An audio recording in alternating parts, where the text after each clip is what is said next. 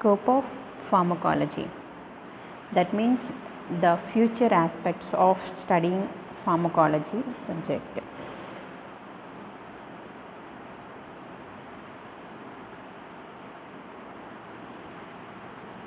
While studying this overview of this topic, we will discuss introduction, past history and present trends and future aspects of pharmacology, and finally we will see the summary of this topic.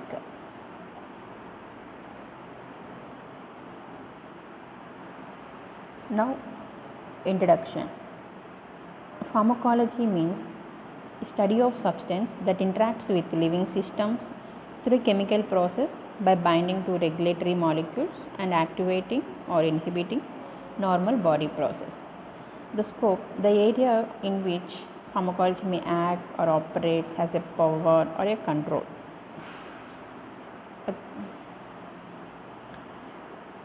In first aspect, Rudolf Buchem is the first scientist performed laboratory work in pharmacology, and Oswald Schimmelbusch is the father of modern pharmacology.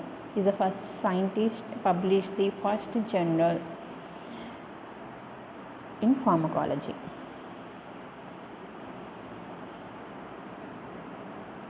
Next, Materia Medica is the first book which contains herbs and medicines. Dioscorides, he is the father of Materia Medica, but in this book, methods for purifying the active ingredient from crude materials and mechanism of these active ingredients was absent. And in past, pharmacy is a science and technique for preparing and dispensing of drugs only. It includes collection, identification, purification, isolation, synthesis, standardization and quality control of medicine substance. So pharmacology is one of the component of the studying the pharmacy. Now in present universe of pharmacology contains research, academics and industries and in special domains.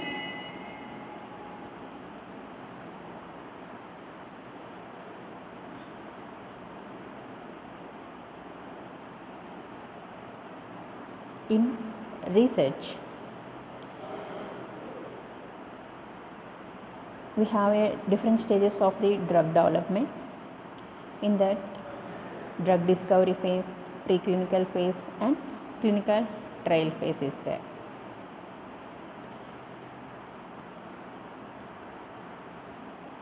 In drug discovery phase, we can develop the new drug molecule through the random screening and serendipity. Random screening means selection from the natural or chemical or synthetic. We select some molecules, and serendipity means we searching for something but we get something. And rational drug designing means we study the receptors. Based upon the receptors, we can design the drugs. And preclinical and experimental phase. In this phase, we can tested what are the requirements to be needed to a compound to be tested in human. This takes 1.5 to 2 years. Out of 10,000 compounds, we can screen only 10 qualified for preclinical evaluation.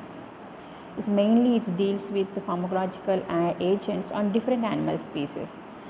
As per studying the preclinical phase, we can find out the therapeutic agent suitable for human use, and we can study the toxicity of the drugs. We can study the mechanism of action and site of actions of the drugs.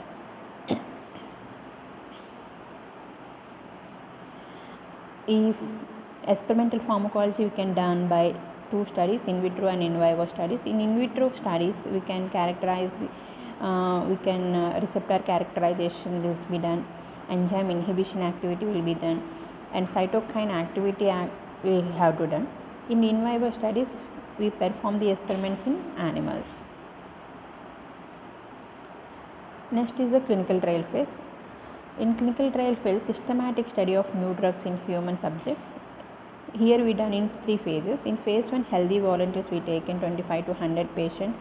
Healthy volunteers, it is open label. We can determine the safe dose, pharmacokinetic part, any predictable toxicity we can determine. In phase 2, patients with a target disease, we can determine the efficacy and definite endpoint. In early stage, 100 patients we taken is the single blind. In late phase, 200 to 400 patients we taken, we get here double blind we perform. In phase 3000 to 5000 plus patients we had taken is a multi-center double blind.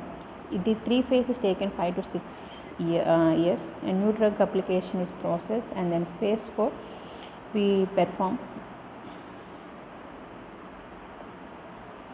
post-marketing surveillance. Next is reverse pharmacology. In reverse pharmacology is the science of integrating documented clinical experimental hits into leads by transdisciplinary exploratory studies and further developing these into drug candidates by experimental and clinical research. Examples for reverse pharmacology is Revolfia alkaloids in hypertension, Solarens in the vitiligo. Now, actual concept of reverse pharmacology is routine lab to clinical discovery is changed to clinic to lab. In conventional molecule mice man, but reverse pharmacology mice molecule.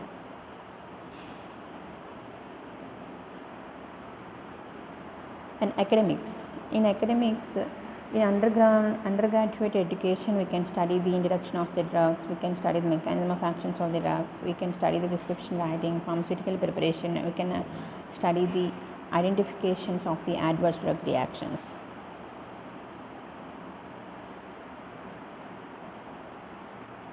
And in postgraduate education, we can study the basic research in experimental pharmacology, we can study the pharmacokinetics and dynamics and pharmacovigilance, clinical pharmacology, and we can study the therapeutic drug monitoring. Basic research also we see in the experimental pharmacology. Experimental pharmacology means bioassays. And clinical pharmacology is the term coined by the Harry Gold in 1950s. Is the basic science of pharmacology. It's application of pharmacological principles and methods in real world. Makes of pharmacology is more attractive by bridging the basic science and clinical science. It's a platform for collaborative efforts between the academics and pharmaceutical industries. And what is the frontiers and borders for the clinical pharmacology means clinical trials, bioavailability, bioequivalent studies, prescription audit, antibiotic stewardship, drug use and survey, rational use of medicine, and therapeutic drug monitoring services. These are the borders for clinical pharmacology. Clinical trials, we already studied the phases. And next, bioavailability and bioequivalent studies means bioavailability means helps the deciding of the dose. Bioequivalent means any two drugs expected to be same for all the intents and purpose. And prescription audit means to develop list of essential drugs and what is the rational use of drugs. Antibiotic stewardship means is a set of coordinated strategies to improve the use of antimicrobial medication, enhance the patient health outcomes. We can reduce the resistance to antibiotics. We can decreasing the cost of the drugs. And drug use survey means study of the marketing, distribution, prescription use of the drugs in society with special emphasis on the resulting medical and social economic consequence, and rational use of medicines, and appropriate indication and step to criteria safety, tolerability, efficacy, price, correct dispensing, appropriate instructions to the patient, adequate monitoring of patient adherence to the treatment, and we can watch the adverse effects of the drugs. Therapeutic drug monitoring means this concept of therapeutic drug monitoring is individualize the drug dosage to attain certain target plasma concentration. The uses are drugs with low margin safety, digoxin, theophylline, antidepressant, lithium, and individual variants are large antidepressants and lithium taking patients in case of poison to check the patient compliance, psychopharmacological agents. So clinical pharmacology it's a heartbeat swelled. By this time, the busy clinicians have started understanding the different approach of clinical pharmacologies in answering several drug and therapeutic related questions. The need for generating local treatment guidelines and long been realized by our fellow clinicians. The first such guideline was generated in WHO for the management of community acquired medicines. Next, we see the industries. In industries, it research, new drug development already we seen, and medical advisors is there, medical transcriptions, and medical marketing, and product management, and contract research organization is there, and a training. We give the training to the students how to manage the pharmacy. And medical advisors, these are analysis of health of population, the evaluation of primary care services, planning of services. They are advise the effective prescribing and education for the general practitioners. A medical transcription is converting the voice recorded reports and dictated by physician, other healthcare professionals into the text format. Medical marketing is a business of advertising and otherwise promoting the sale of pharmaceuticals and products. Contract research organization, service organization that provides support to the pharmaceutical and biotechnology industries in the form of outsourced pharmaceutical research services. They specially provide clinical study and clinical trial support for drug and medical devices.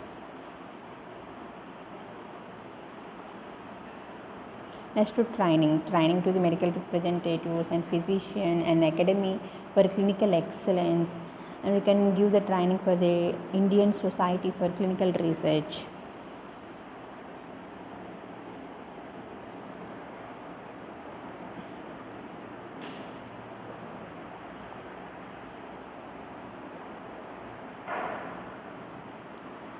The special domains contain pharmacovigilance, pharmacoeconomics, and pharmacoepidemiology and chronopharmacology. These are the special aspects present trends will be there. Pharmacovigilance. In this we can study about the adverse events, the science and activities relating to the detection and assessment and understanding and prevention of adverse effects and any other possible drug related problems. Adverse drug reactions were the fourth most common cause of death in US in 1997. In pharmacovigilance, we keep on watching about the drug. We can observe the adverse reactions. The role of pharmacovigilance can be divided into three main areas. First, to identify and quantify and document drug related problems, and to contribute to reduce the risk of drug related problems in healthcare systems, to increase the knowledge and understanding of factors and mechanisms which are responsible for the drug related injuries.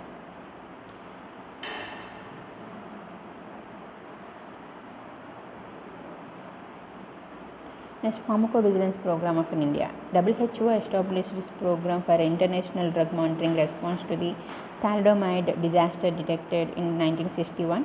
Upasala and WHO together promotes the pharmacovigilance at the country level. At the end of the 2010, 134 countries were part of the WHO pharmacovigilance program. The program is coordinated in India Pharmacopoeia Commission located at the Ghaziabad. ADR reporting through the VigiLife. VigiLife is a web-based individual case safety report management system that is specially designed for the use of National Center in WHO program for international drug monitoring. VigiLife 5.51 is released on 14th June 2013. Subscription for VigiLife is free of cost in India. This is the ADR reporting form in VigiLife website. It is there. If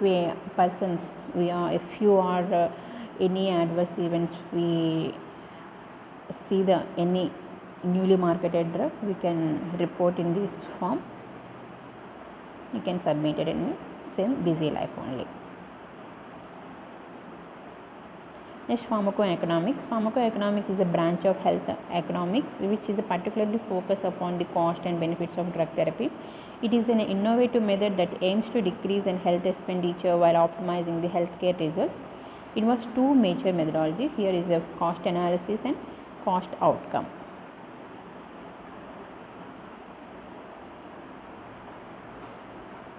In cost analysis, we can consider the cost of providing healthcare products and service, and cost outcome. We can cost minimization analysis, cost effectiveness analysis, and cost benefit analysis, and cost utility analysis. That means we drug cost. you can minimize it. Next, pharmacoeconomic methods are used to assist the physicians, hospitals, insurers, patients, and healthcare professionals in making important decisions as what drug therapy should be chosen, which way it is the low cost and which is the suitable and which is the efficacy, that that choice to be taken. Pharmacoeconomics is used to determine which drug should be included in the formulary by choosing the most effective treatment at the lowest price. It has been found that 86% of the hospital pharmacies indicate that pharmacoeconomic data is used in formulary decision making, and pharmacoeconomic studies consider total cost incurred from the disease for both the direct and indirect cost. Next is pharmacoepidemiology. Is a pharmacoepidemiology study of drugs in among the people. Pharmacoepidemiology is a study and use and effect of the drugs in large scale of people.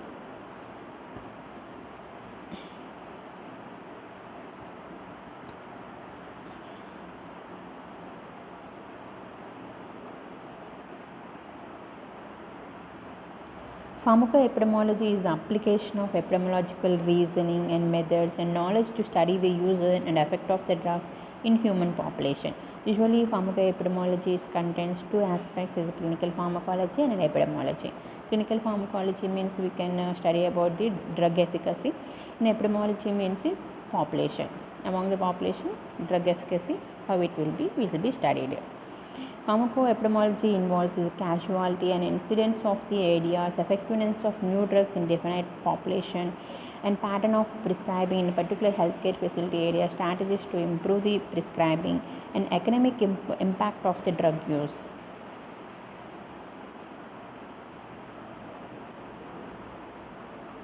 Next is the chronopharmacology.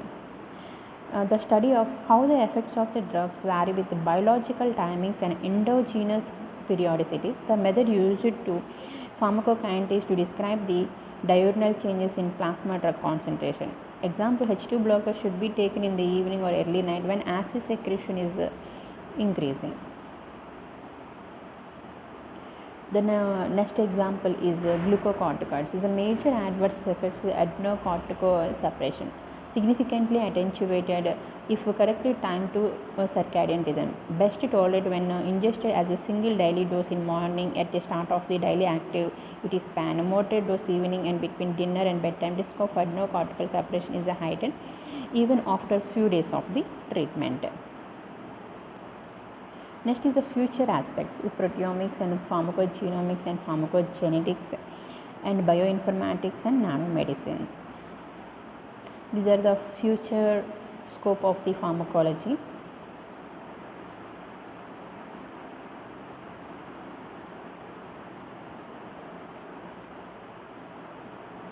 First thing is the proteomics. Proteomics is a large-scale study of proteins, particularly their structure and function. Proteomics is a study of proteome, the protein complement of the genome, disease mechanism and drug effects both affect a protein profile and vice versa. The characterizing the protein profile reveals the information for the understanding of the disease and therapy.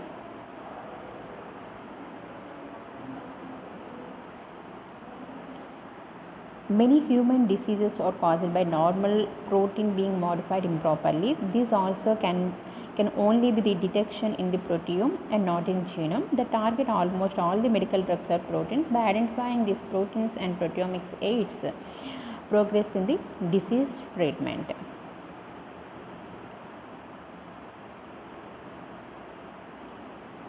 Pharmacogenomics and pharmacogenetics. Pharmacogenomics use of genetic information to guide the choice of drug and dose on individual basis. Analysis and comparison of entire genome of the single species or multiple species.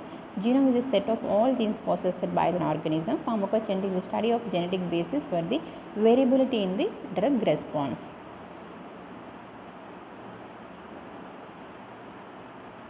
Role of pharmacogenomics in new drug discovery. We can develop the new drugs, we can perform fast clinical trials, and we can reintroduction of the withdrawal or failure of the compound fastly, and we can identify the responders and non-responders.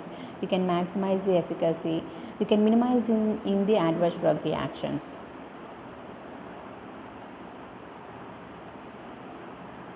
If a patient with the same conditions, but we can DNA profiling will be done.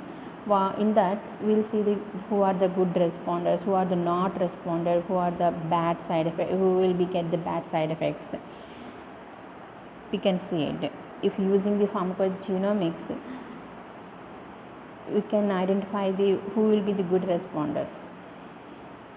And it is the hope for the future. First is the patients get sick, patient goes to the doctor and doctor checks the symptoms, doctor order the various tests, and doctor determine the cause of sickness, and based upon the patient genes prescribe the appropriate drug, and patients then get the better efficacy. And future of pharmacogenetics. Genetics and genomic inter-individual variability may lead to genotype-specific development of the new drugs. Once adequate genotype and phenotype studies have been conducted, molecular diagnostic tests will be developed that detect more than 95% of important genetic variants for a majority of the polymorphism. Genetic tests have an advantage that they need only be conducted once during the individual lifetime. Next is the bioinformatics. Bioinformatics is a unified discipline formed from the combination of biology, computer science, information technology, mathematical, statistical, and computing methods that aims to solve the biological problems using the DNA, amino acid sequence, and related information. The primary goal for the bioinformatics is the increasing and understanding of the biological process. Next is the nanomedicine. Nanomedicine is defined as the monitoring and repair and construction and control human biological systems at the molecular level using the engineered nano devices and nanostructures. Nanomedicine offers delivery of potential drugs which were previously beyond the reach of the microscale drugs due to specific biological barriers.